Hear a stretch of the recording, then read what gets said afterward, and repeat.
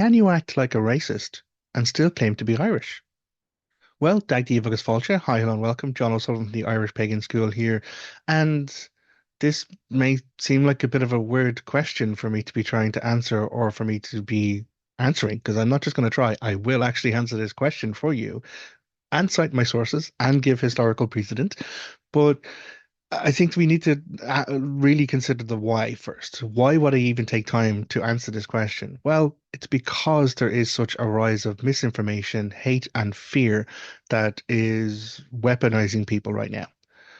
The escalation of authoritarian governments around the world, the ongoing wars and aggressions, violences, and straight up genocide that is happening all around our world is being driven not by regular people, not by moderate people. It's being driven by a caste of people of privilege, power, and wealth in order to maintain that privilege, power, and wealth. That's the basics of it. Like, why is there so much hurt, hate, and trauma happening all around the world? It's because people are being divided against each other. People are being sold a lie, and in intentional process really to divide people in order to rule them better. It is something that has been done for hundreds of years, and we're seeing another wave of it, unfortunately, at the moment. So the taking it a little bit more close to home, we are seeing some fascist tendencies rising in Ireland as well. Absolutely. And it is unfortunate and it is sad and it is terrible because that's not what our country is.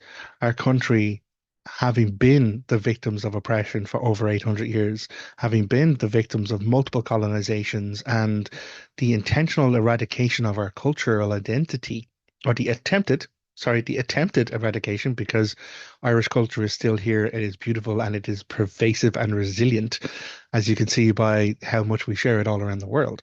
But yeah, we were the victims of an intentional colonization and oppression for hundreds of years. So, of course, we're going to stand up against that when we see it elsewhere in the world. Of course, we're going to stand with people who are being oppressed because we were the victims of it as well. And we have seen that and experienced that as a people. And it's not that far long ago. It's not that long ago as from a historical point of view. So on the 26th of April in Dublin, well, this is 2025, there was a rally held. It started at the Garden of Remembrance and it marched down O'Connell Street. And it was supposedly for Irish people to come together to protest about the homelessness issue, the crisis that's happening. What it actually was a fascist far right gathering in order to spill and direct more hate against immigrant people or migrant people or people seeking support within our country. Like the media will show it, the organizers on their own website say that it's an anti-immigration march, but it was being sold as because the poor Irish people can't get homes. And that's a lie. That's fundamentally a lie. Because the people in power, the position, the problem that has caused all of this current crisis in our country isn't other people coming in seeking opportunities the same way Irish people went out of our country in decades past seeking opportunity. It's a government that has not invested in the country, that has not invested properly in supporting our nation, infrastructure, housing, homes, healthcare, police, like Garda, sorry. All of this has not been invested in and not been developed properly by our government for decades now. And so what we're seeing here at the root end of it is that it's the fallout from that lack of investment, the lack of ownership, the lack of control, and the lack of actual development from the governing body of our country, not the influx of people fleeing from war, oppression, famine, and destitution or genocide, seeking a place to live and seeking a place to call home. Roll the clock back. That was the Irish. If you want to go back as far as the 1840s, yeah, Great Famine, Gortamore, million, 2 million people left and fled Ireland all around the world to America, to Australia, to the Caribbean in order to try and find a better life for themselves. They were the immigrants. We're not that far away from signs in the States being no blacks, no dogs, no Irish. So how now can we, as a people, uh, as a culture, who have gone all around the world, who have brought and shared our culture around the world, who have been the migrants, try and close our doors, turn our back, and present hate and a lack of hospitality to other people trying to do the same as what we have done? And it's not even that far. I was like born in the 1980s here myself. The 80s was multiple recessions in Ireland. I was lucky enough to be able to stay here in the country and to find work and to do whatever jobs I could. But many people of an age emigrated out of Ireland. My brother-in-law is still over in Australia at the moment. Like that is within my lifetime of the last few decades. Migrants, immigrants going out, trying to find some way, trying to find an opportunity, trying to live a life, and if they can, send something back home or whatever. But that's the living truth of our world.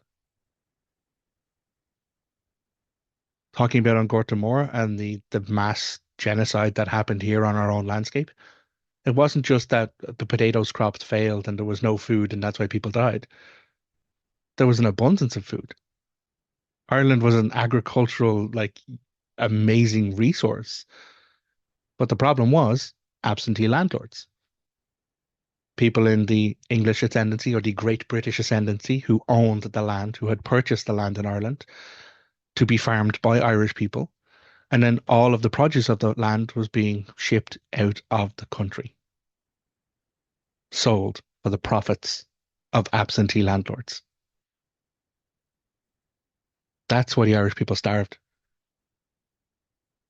because we were oppressed to the point of destitution. The reason why Irish people were surviving on potatoes, potatoes aren't native to Ireland, by the way. They come from South America. They were introduced into Ireland as a stable superfood that could grow anywhere. That's why potatoes were brought into Ireland as surf food for the Irish people. Still now in our constitution, we have to on this island grow multiple variations of potatoes. So we're not exposed to a blight that wipes out one particular type of potatoes and leaves all of our people starving. It's crazy, but it's true. It's history. And if we don't learn from our history, we're doomed to repeat it, as they say. So how does any of this link to racism and Irish people and the question, can you act like a racist and still claim to be Irish? And the answer, not hard to say, no, we don't recognize you as an Irishman. And those aren't my words. Those are Daniel O'Connell's words. O'Connell Street, O'Connell Bridge, the main street in our capital city of Dublin, in our of our country, Ireland, is called O'Connell Street. It's named after this one particular individual. But I said there was a march on the 26th. It started at the Garden of Remembrance, and it was this march of misinformation and hate, sadly. But so many people were brought into it because their fears were weaponized against them.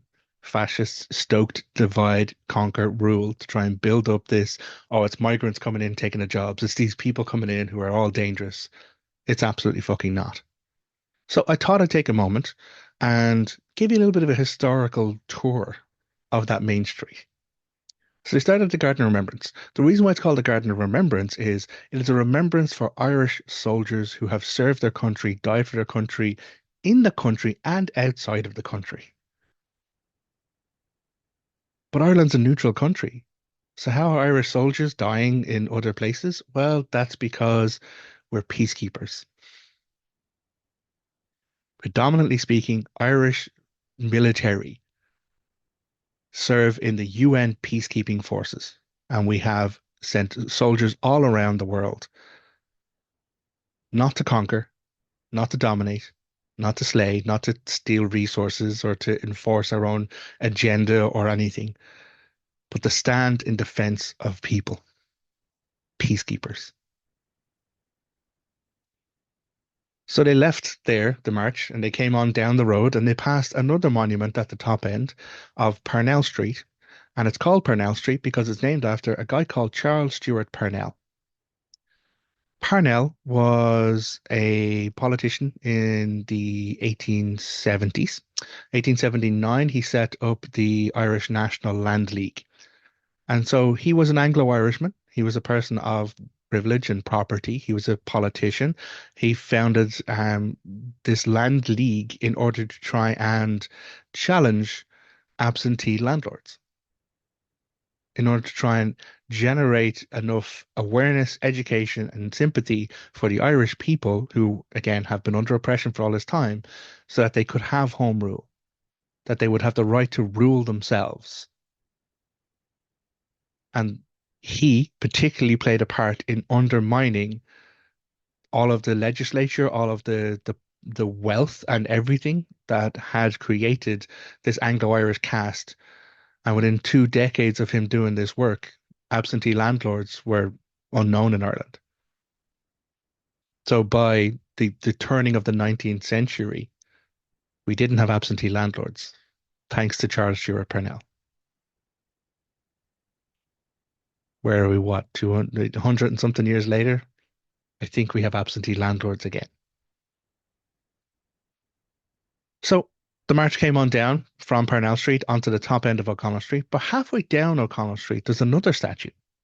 And it's a guy standing like this with his hands out, and I always thought it was a weird looking statue because of the way it's done. But on the pedestal is a name, and the name is Jim Larkin.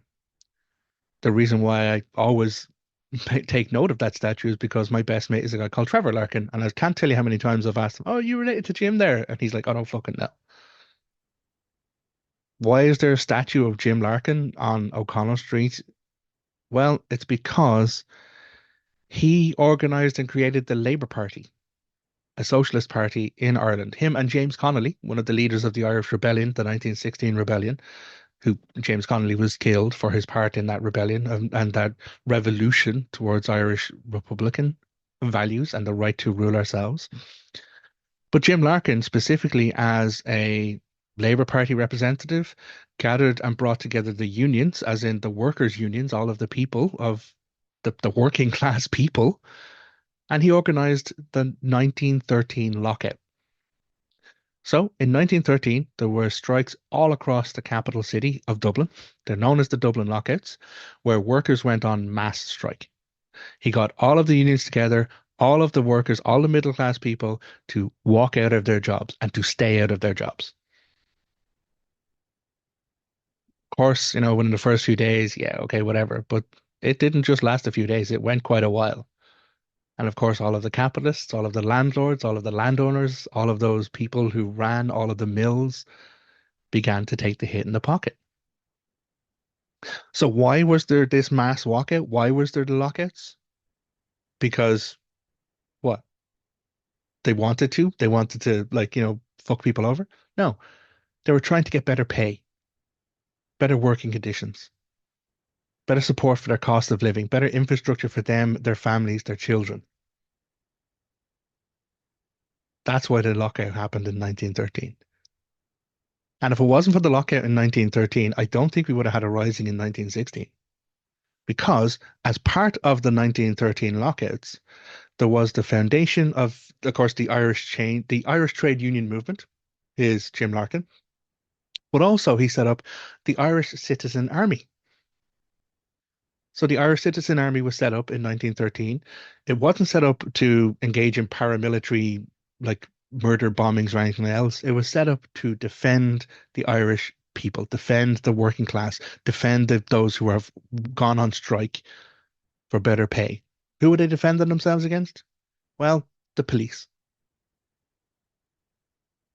Because the capitalists running all of their businesses began to take it in the pocket. They went to all of the government body at the time, which of course was still the UK, and Westminster mobilized the police force to stop all of this unruly Irish behavior. So Jim Larkin set up the Irish Citizen Army in order to defend the people, to defend working class people and their right to protest, their right to strike from police brutality. Don't know if any of this is sounding familiar at all. But again, this march went on down O'Connell Street, guarded by the Gardaí. There was a big Garda presence in order to try and prevent any hostility, to prevent any like hurt being done. I'm grateful that our own peacekeeping force was there, because that's what the Gardaí are supposed to be. At the end of O'Connell Street, there's a big, massive statue. If you ever come to Dublin and you're ever on our capital street, you can't miss this statue. It's a statue that faces O'Connell Bridge, which is the big bridge that goes across the Liffey in Dublin. It has four massive angels all around it, all of which are armed. And standing atop that is a guy called Daniel O'Connell. O'Connell Street, O'Connell Bridge, all named after this one particular guy. He's known as the Catholic Emancipator because he was a politician, a barrister, and an advocate, an abolitionist. An abolitionist was someone who was trying to tear down all of the terrible structures that were undermining human rights and human liberty. And as much as he's called a Catholic Emancipator, that's because the Protestant ascendancy was the dominant part at the time, the dominant focus. He's buried in Glasnevin Cemetery, and Glasnevin Cemetery was the first cemetery opened in Ireland to cater to the deceased of both Catholics and Protestants. Because according to Daniel O'Connell, when we all go out, when we all die, we are all going back in the same earth. So there should be no need for division or no need for other ways to make us feel anything other than connected and unified. Everyone in our world, every human born will die. That's one thing we all have in common. So why can we not respect and honor and share in that? Because it's something that we all will face eventually. But Daniel O'Connell, yeah, named after him. So this march walked past Daniel O'Connell. So why is Daniel O'Connell important? Why is he then this lynch figure person in the capital city of Ireland? Well, I have a couple of quotes about him, and this might help us really nail down the answer to the question. So in 1943, oh, sorry, 1843, I beg your pardon, 1843, this is 2 years before the famine, by the way, 2 years before on Gortamore, the mass genocide thing that happened in Ireland. He was imprisoned.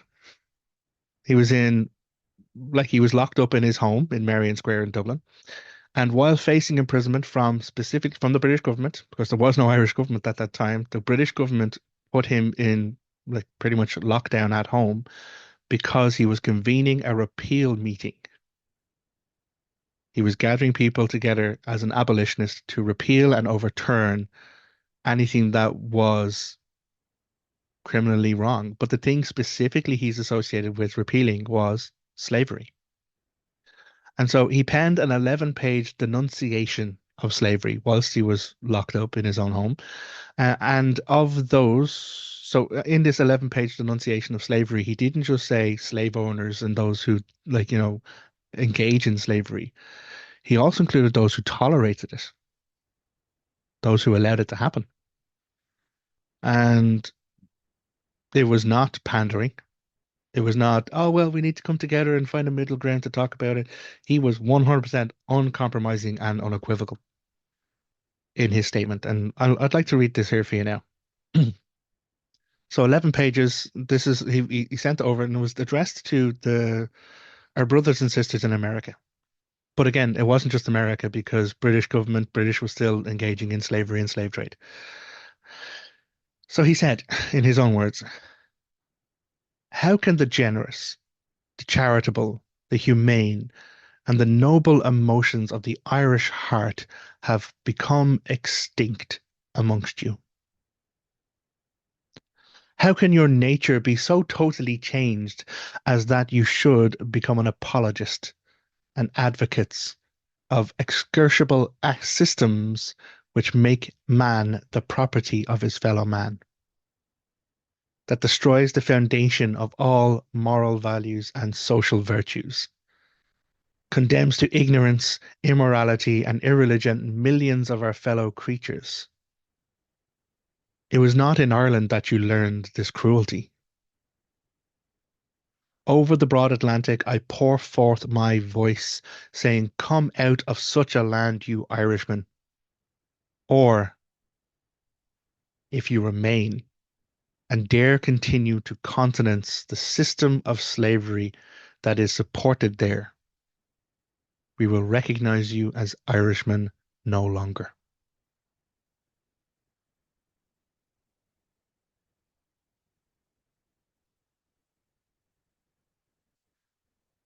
That's not going after the slave owners. That's not going after those who are just profiting from this. That's saying that anyone who tolerates, anyone who allows or countenances the systems that take away people's human rights, the systems that deny people their right to live, their right to exist, their right to be free, their right to education, their right to housing, their right to healthcare. Anyone who would deny those things, anyone who would countenance the denial of human rights to anyone else, according to Daniel O'Connell, we will recognize no longer as Irishmen. There's another excerpt in that same document. He goes on and he says, he who consents to tolerate a crime is a criminal, and never will I lose the slightest opportunity, whether here or in the legislature or anywhere else, to raise my voice for liberty.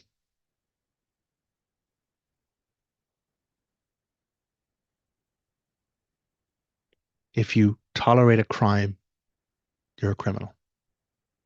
What's that old saying? For evil men to succeed, all good men have to do is nothing. Ah, it's not my problem. Doesn't affect me. Why should I get involved? I'm just trying to keep my head down. I'm just going to go along to get along. The person made the off-color joke, the racist remark, the sexist joke, the rape joke, and I didn't find it funny, but I'm not going to call them out on it because I don't want to stand out. If you can't consent to tolerate the crime, you are a criminal. If you act like a racist or engage in racist behaviors, if you engage in any behavior that denies human rights, you don't get to call yourself Irish anymore.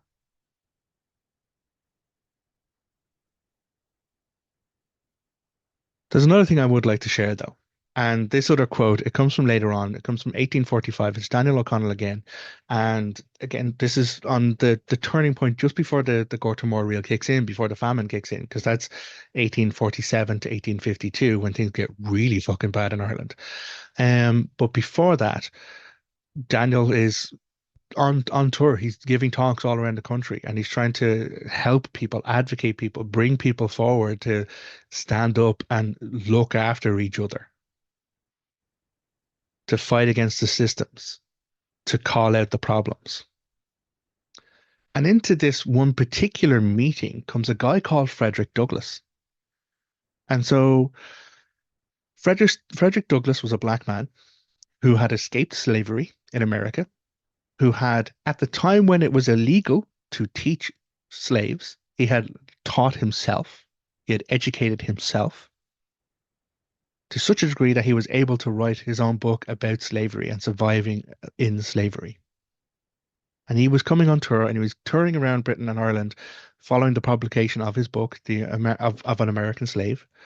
And he attended an unannounced meeting in Consolation Hall in Dublin. So he was in Dublin in 1845.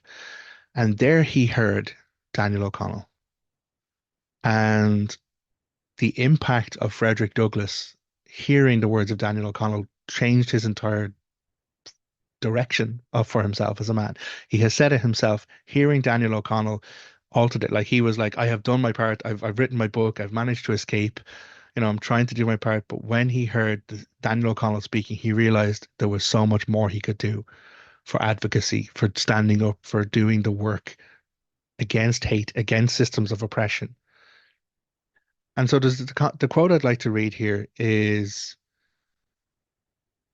in my mind, it speaks to the heart of what it is to be Irish in this particular way, in this particular capacity. And so At this time, again, Daniel O'Connell is very much advocating for the abolition of slavery all around the world.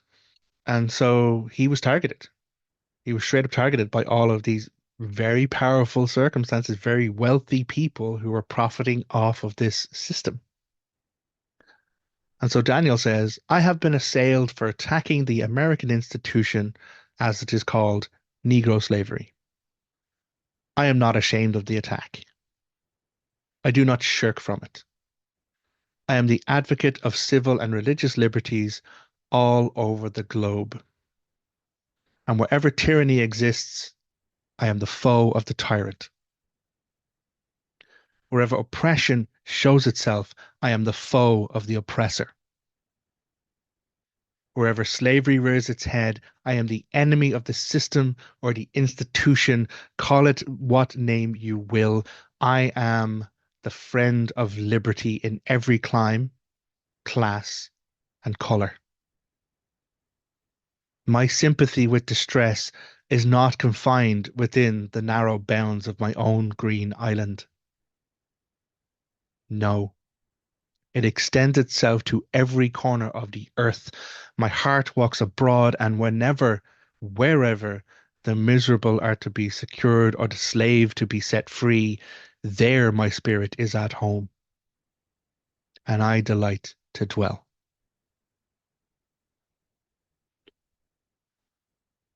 That's who we are as a people. That's who Irish people are. That's why a genocide over on the other side of the world, intentional eradication of the Palestinian people, means so much to us as Irish people because they did it to us too.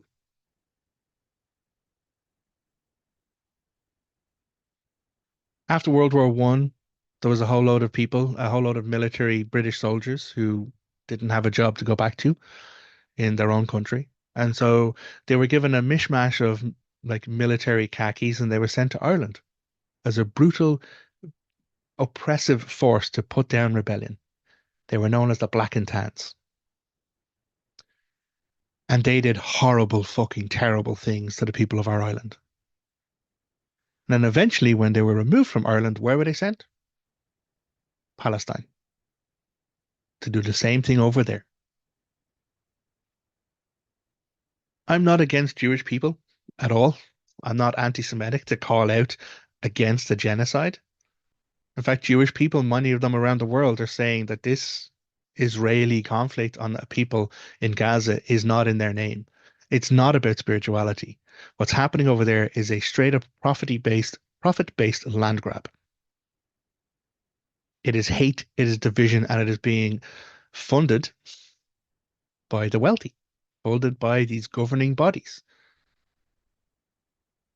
and all of the distraction narrative that we are being fed about immigrants and all of the people coming to take our jobs and take our benefits. That's not Ireland. 2 million people left Ireland during the famine. Another million people died. Of all the countries in the Western world right now, Ireland is the only one whose population is still lower than when it was at the turn of the 1900s.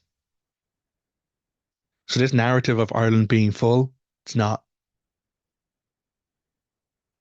This narrative of there's not enough houses to go around for our people, there is houses to go around. The problem is they can't be afforded. Why can't they be afforded? Because of this disparity in wage gap driven by the government who have handed off the production of housing to private corporations. And the housing developments that do get built are being bought up en masse by absentee landlords because property generates profit. Buy all the houses and then rent them back to the Irish people, and then you just gain profit off the back of the Irish people, which then drives up the housing prices. So how are you able to afford a house? Is that the problem of someone fleeing oppression, fleeing religious persecution? Is that the problem of someone fleeing for their fucking lives from a genocide? Are they causing that? No, the wealthy are causing the problem. and the government or lack of governance is driving it. Jim Larkin worked with James Connolly. James Connolly was a socialist. James Connolly is quoted as saying, in all of the talks when they were trying to declare their revolution, declare the Irish Republic, was if we don't replace the systems with a proper socialist governing structure, then we're just doomed to build the same thing that was done to us. And that's what we have done. A society based on profit, where Irish people, Irish working class people, struggle, struggle to manage, struggle to survive, struggle to carry on, struggle to live, so that wealthy absentee landlords can make a profit. So, to anyone who was at that march, I don't know if you'll ever see this or not. Maybe someone will be able to share some of it. Maybe some of this will make sense. But you walked past the statue of Charles Stewart Parnell, who told all of us over a century ago that absentee landlords are the problem. You walked past the statue of Jim Larkin, who told us that the power is within the people to come together, to look after each other, to come together as a group, to go on strike, to have our voices heard, but to direct that energy against the systems and institutions that are profiting off us so that we can have a decent living wage, we can have a safety and security against oppressions. And lastly, you walked past Daniel O'Connell, who said that the true heart of Irish people is standing up against tyranny, standing up against oppression, standing up against any system or institution that would deny people their basic human rights. That is what it means to be an Irish person. And if you are not going to do that, if you are going to countenance these things to continue to happen, if you're going to allow for the crime to carry on, then you are also a criminal by doing nothing, by allowing the system to carry on hurting, harming, and abusing. And not only are you a criminal, but you're no longer Irish. We will no longer recognize you as Irish. Now, I'm not here advocating for division.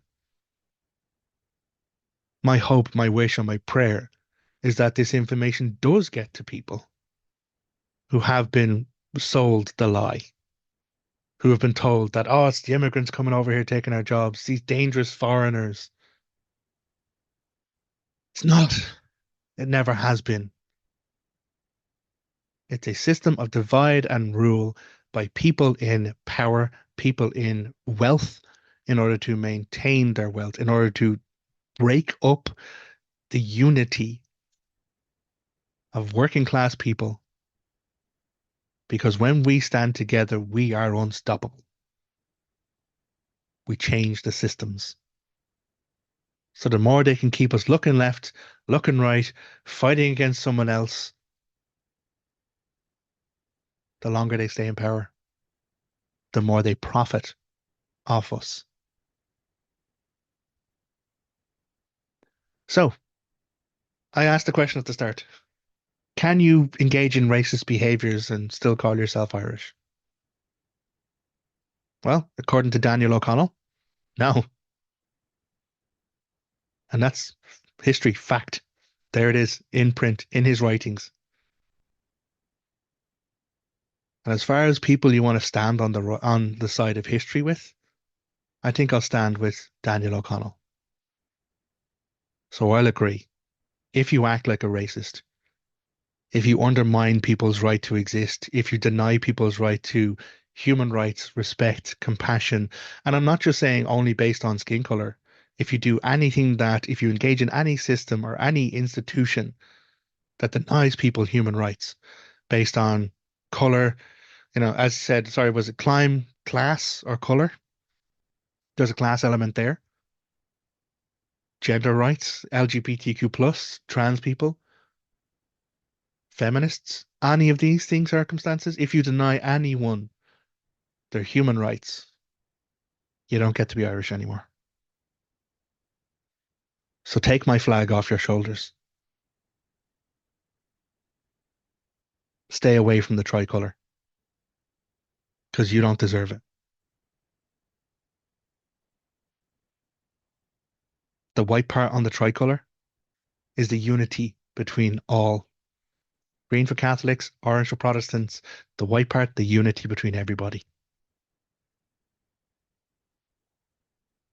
So if you want to stand with the tricolour, if you want to be with the flag of Ireland, the chosen flag of my nation, then you better honour the white, the unity, the connection, all of us together. Otherwise, you're not Irish. You don't deserve the flag.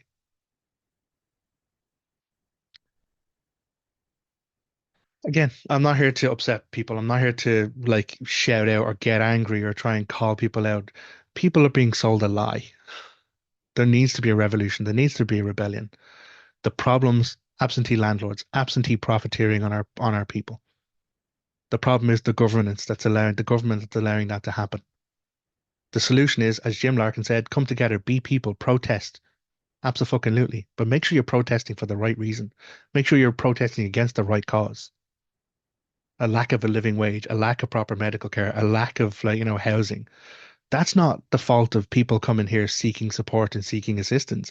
That's the problem of the government or the profiteering individuals who are dominating our society.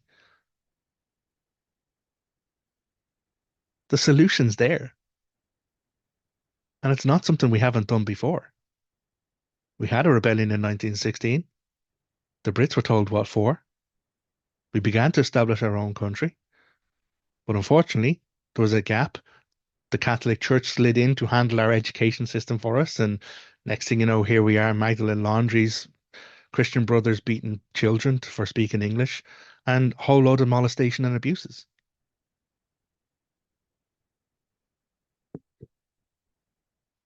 That's probably another talk for another time. We're stronger when we work together. When we are aligned, there's nothing we can't change. It's not hopeless. It's not, well, it's not my fight. I don't need to be worried about it. I'm a middle-aged white Irishman. I'm not the fucking target of anyone's fucking agenda. But if I don't do what I can, where I can, to stand up against the crimes, to stand up against the hates and the intolerance, then I don't get to call myself an Irishman. Irish is an ethnicity. It's a beautiful culture. It is so amazing. It's so rich. It's so passionate, so compassionate. We care for others. Let that caring be the thing that drive us. Let that hospitality we're known for, let that revolutionary spirit we're known for drive us. But just make sure we're driving against the right foe. I am the foe of the tyrant. I am the foe of the oppressor.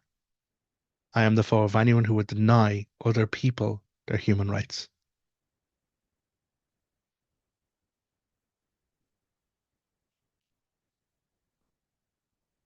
We have a lot of content at the Irish Pagan School. There'll be links down below. Look after yourself. Take care. Agus Slán. Goodbye.